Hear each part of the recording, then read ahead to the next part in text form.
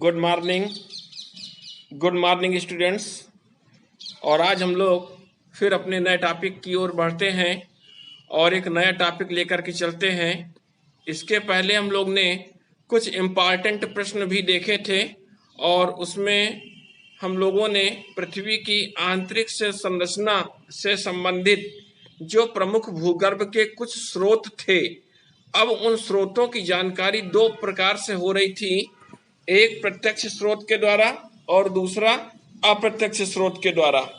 अब इन प्रत्यक्ष और अप्रत्यक्ष स्रोतों में अलग अलग फैक्टर थे, जिसमें भूकंप के बारे में हम लोग ने पढ़ा था और इस भूकंप में क्या होता है, ये भूकंप, और इसमें कितने प्रकार की तरंगे निकलती हैं, प्राथमिक तरंगे, द्वितीयक तरंगे और तृतीयक तरंगे, या इनको दीर्घ तरंगों के रूप में हम जानते हैं, एल वेव्स कहते हैं। साथ में इन तरंगों से कौन कौन सी क्या स्पीड होती है और भूकंप कितने प्रकार से आ सकते हैं और भूकंप का क्या प्रभाव पड़ता है हमारे मानव जीवन पे, इन सब चीजों के बारे में हम लोग अपने लास्ट टर्न में पढ़ चुके हैं। इसके बाद आज हम लोग और पृथ्वी की आंतरिक संरचना से संबंधित कुछ बातें पढ़ेंगे। अब पृथ्वी की जो आंतरिक संरचना है, पृथ्वी का इंटीरियर है, अब इसकी कंपोजिशन के लिए सबसे पहले ये देखते हैं कि ये कितने भागों में बटी है। पहली भूपर्पटी, जिसको हम क्या कहते हैं, क्रस्ट कहते हैं, और इसके बाद जो दूसरे नंबर की आती है उसको हम मेटल कहते हैं, और तीसरा होता है क्रोट। इस प्रकार पृथ्वी तीन हिस्सों में बटी हुई है। पृथ्वी की जो आंतरिक संरचना है, यदि हम इसको एक डायग्राम के माध्यम से देखते हैं तो इमेजिन करिए कि ये हमारी पृथ्वी है और इसके सबसे अंदर का जो लास्ट हिस्सा है, centre point of the earth, इसको हम कोर कहते हैं, क्रोड कहते हैं, ठीक है, जिसमें पिघला हुआ मैग्मा भरा है और इसमें चुंबकीय गुण है इसके अंदर। इसके अलावा जो दूसरी परत है, इसको हम लोग मेटल के नाम से जानते हैं, मध्यमंडल के नाम से जानेंगे, और जो ऊपरी हिस्सा है उसको हम भूपर्पटी के नाम से जानते हैं। तो इस प्रकार तीन भागों में पृथ्वी की आंतरिक संरचना को बांटा गया है।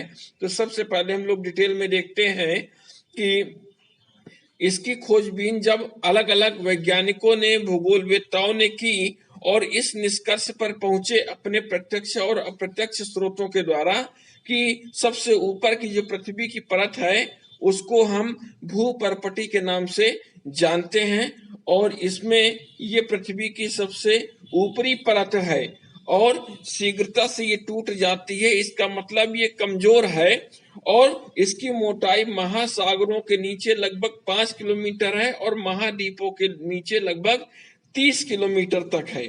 इसके बाद यदि पर्वतों के नीचे भी देखते हैं, हिमालय के नीचे, तो इसकी भी मोटाई लगभग 7 किलोमीटर है। और सबसे मुख्य बात यह है कि इसका जो घनत्व है ये 2.7 ग्राम प्रति घन सेंटीमीटर से 3 ग्राम प्रति घन सेंटीमीटर है।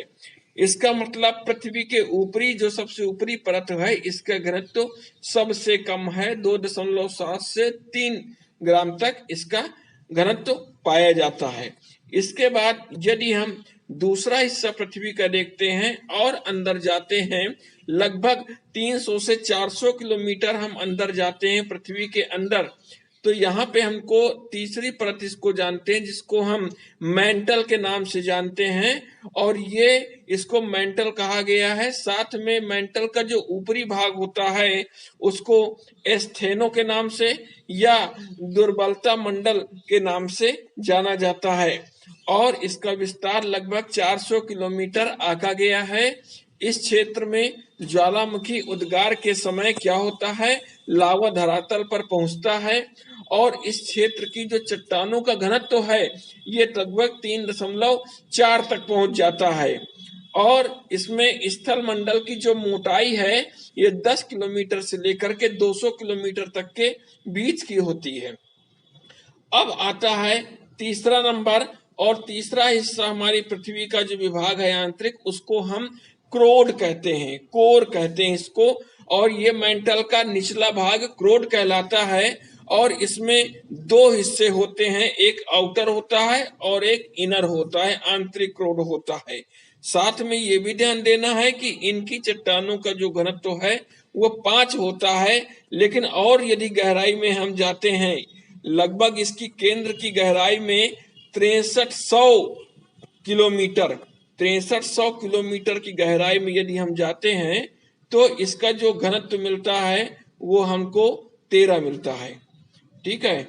और इसके अलावा यदि हम इसमें कुछ और चीजें भी देखते हैं कि ये किन किन पदार्थों के संगठन से बनी हुई है अंदर की क्रोड, तो इसको हम निफे कहते हैं।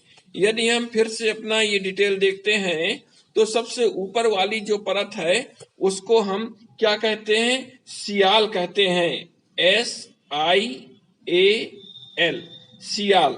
अब सियाल का मतलब क्या है, SI से होता है सिलिका और AL से होता है एल्यूमिनियम। इसका मतलब जो ऊपरी परत है वो सिलिका और एल्यूमिनियम से मिलके बनी है। इसके बाद जो हमारी ये दूसरी परत है जिसको हम मेंटल कहते हैं, इसको एक नया नाम दे सकते हैं और ये है आपकी सीमा, SIMA, सीमा। अब सीमा का मतलब कि सिलिका हो गया और यहाँ पे ये Ma से मैग्नीशियम हो गया। इस परत में सिलिका और मैग्नीशियम की अधिकता पाई जाती है। और इसके बाद जो हमारी पृथ्वी का लास्ट हिस्सा है, centre point of the earth है, जिसको हम क्रोड कह रहे हैं, इसको भी हम अलग नाम देते हैं और इसको बोलते हैं निफे, NIFE, निफे। Ni से हो गया निकेल और Fe से हो गया फेरस। तो इस ये जो हिस्सा है क्रोड का, इसमें जो है निकेल और लोहा और निकेल से मिल करके इन धातुओं का योगदान है। इसके बाद और भी हम यदि कुछ बातें करते हैं तो अब ज्वालामुखी भी कुछ बात करते हैं। ये ज्वालामुखी क्या होता है, तो अब ज्वालामुखी में पृथ्वी के आंतरिक भागों में होता क्या है, बहुत सारी हलचल होती रहती है और उसी में से अचानक बाहर जो विस्फोट हो जाता है, उस विस्फोट को हम क्या कहते हैं, ज्वालामुखी उद्गार कहते हैं।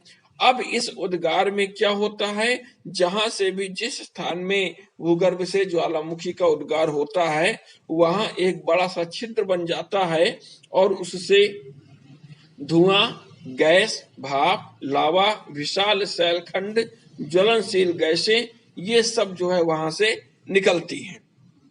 और साथ में अंदर से जो भी तरल मैग्मा है वो भी भूपटल पे आता है और उसको हम लावा के नाम से जानते हैं।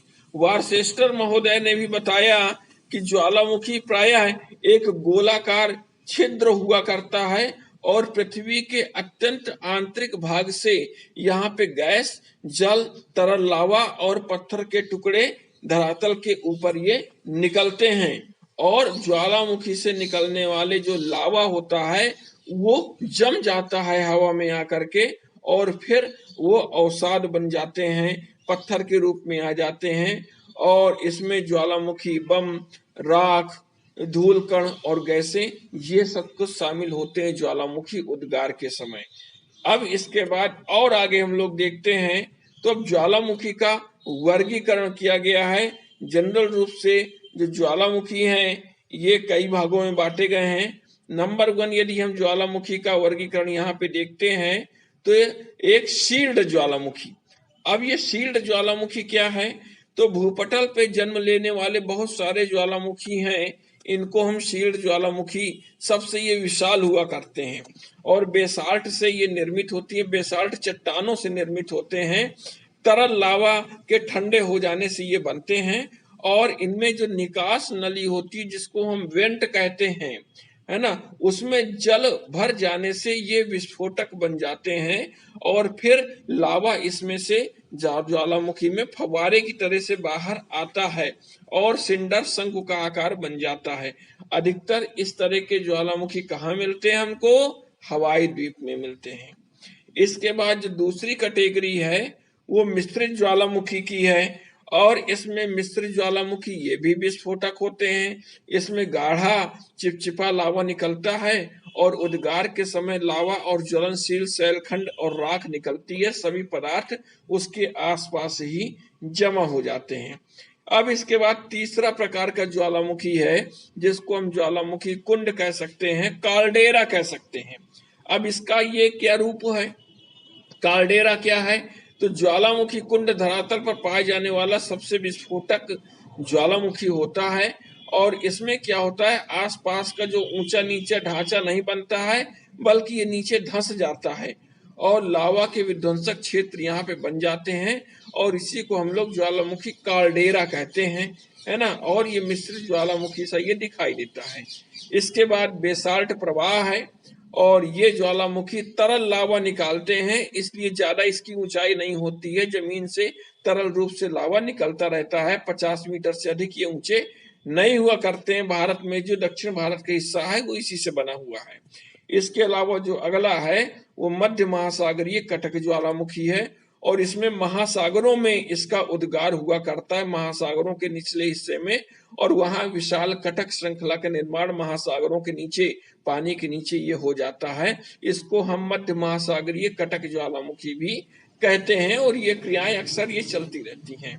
तो आज इतनी सारी चीजें हम लोग ने पढ़ी। नेक्स्ट टॉपिक में हम लोग पढ़ेंगे कि कौन कौन से ज्वालामुखी की स्थलाकृति बनती हैं और इतना सब कंप्लीट कर लीजिएगा आप लोग। इसके बाद जो है इसके क्वेश्चन आंसर देख लीजिएगा और जो भी हमने इम्पोर्टेंट प्रश्न दिए थे ये सब कंप्लीट करने के बाद आप लोग समय निकाल करके उसको चेक भी करा लीजिएगा। और सितंबर माह में आपके टेस्ट होंगे और फिर उसके बाद जो है आगे क्या क्या कार्य होने हैं इन सब की जानकारी आपको दी जाएगी। ठीक है, मिलते हैं हम लोग अगले टॉपिक पे। तब तक के लिए नमस्कार।